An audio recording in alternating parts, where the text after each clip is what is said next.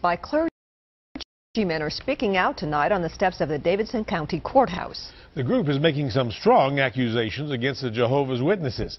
The group claims the church is paying victims for their silence and continuing the cycle of abuse. News Channel 5's Scott Arnold reports. I was molested by a teenager who was a member of my church. On courthouse steps, and I want it to stop.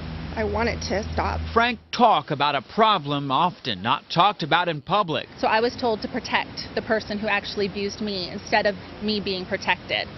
This man went on to molest other little children. Members of the group called Silent Lambs And I am an ex-Jehovah Witness, and I am an abuse survivor. claim Jehovah's Witnesses are continuing a cycle of abuse within the church. We learned that 16 victims were paid the largest settlement in history of Jehovah's Witnesses, but forced to sign a gag order that forbids them from speaking about their abuse. The group believes gag orders keep the predator's identity a secret, letting them continue a path of abuse. If you see this man in the public, report him to the police. Case in point, Rick McLean, a Jehovah's Witness elder from California, who the group claims was involved in a number of recent sex abuse lawsuits, but never named in any of them. It is so important that survivors or victims come forward for their own healing and to give affirmation to others that they're not alone. These people here behind me are victims of abuse by Jehovah's Witnesses, Catholics, and other Protestant denominations. Silent Lambs may be unhappy with church policy they cannot change. I believe that other children will be harmed. But what they can do is get their message out. My parents nor anyone else ever knew that I was abused by an elder in the congregation. A message that when it comes to sexual abuse, silence can be deafening. And I want it to stop. Scott Arnold, News Channel 5. In response, Jehovah's Witnesses say, quote, "We will continue to do our utmost to protect children from the..." Well, victims of this kind of abuse say it is the worst kind. People of faith preying on people who pray. The group Silent Lambs was in Nashville today showing their support for people who say they've been abused by Jehovah's Witnesses and others. Recently, lawsuits were settled in some cases, but not to the satisfaction of Silent Lambs. Channel 4's Cynthia Williams is live now at Kingdom Hall in West Nashville with the story. Cynthia? Well, there are about 6 Kingdom Halls in the Nashville area, including the one here in West Nashville that's over my shoulder. And today, Silent Lambs attached this bulletin to the door of each one. At least that attempt was made. So recently 16 lawsuits were settled. Who called you? Silent Lambs met with vocal resistance today at a Kingdom Hall in Woodbine. You haven't been invited on the property. For 6 years now, the Kentucky-based organization has offered support for people alleging abuse within the Jehovah's Witnesses faith. In March, settlements were reached in more than a dozen molestation cases, agreements that came with gag orders attached. We find this bittersweet. On one hand, we're glad a few victims were finally getting some financial help, but on the other hand, we're sad and worried because they've been forced to give up their right. Bill Bowen is a former Jehovah's Witness and founder of Silent Lambs. He was surrounded by abuse victims today from various faiths. When I was around 8 years old, I was molested by a teenager who was a member of my church, Christian Gospel Temple. There are thousands of us out there and thousands of children that need our help right now. My parents nor anyone else ever knew that I was abused by an elder. According to Silent Lambs, the Jehovah's Witnesses policies encourage abuse by not reporting allegations to police, choosing instead to handle individual cases internally. Today, a stuffed lamb was placed on the doors of area Kingdom Halls, telling victims they need be silent no more.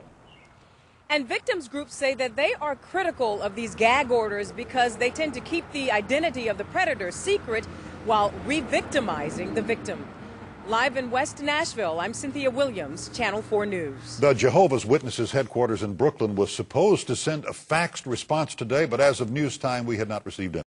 We're back with NBC News In Depth tonight, an exclusive investigation into yet another religious organization hit with sexual abuse allegations. The Jehovah's Witnesses have settled 9 lawsuits alleging church policies protected men who abused children for many years.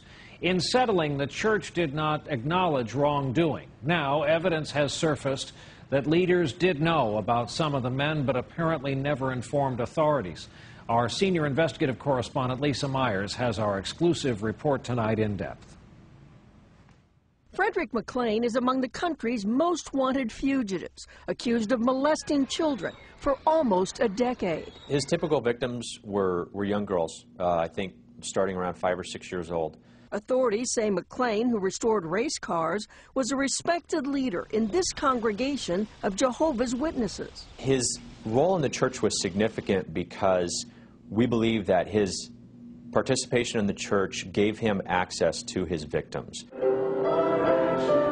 The Jehovah's Witnesses recently agreed to pay to settle a lawsuit that alleged the church knew or should have known McLean was a pedophile.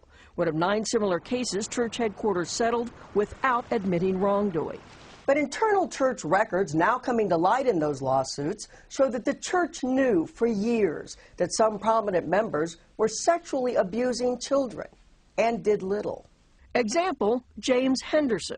Documents showed the church knew he was abusing kids as early as the 1970s and stripped him of his leadership role for a while, but apparently never alerted police. He was finally arrested in 1994 and went to prison, having molested children for 2 decades.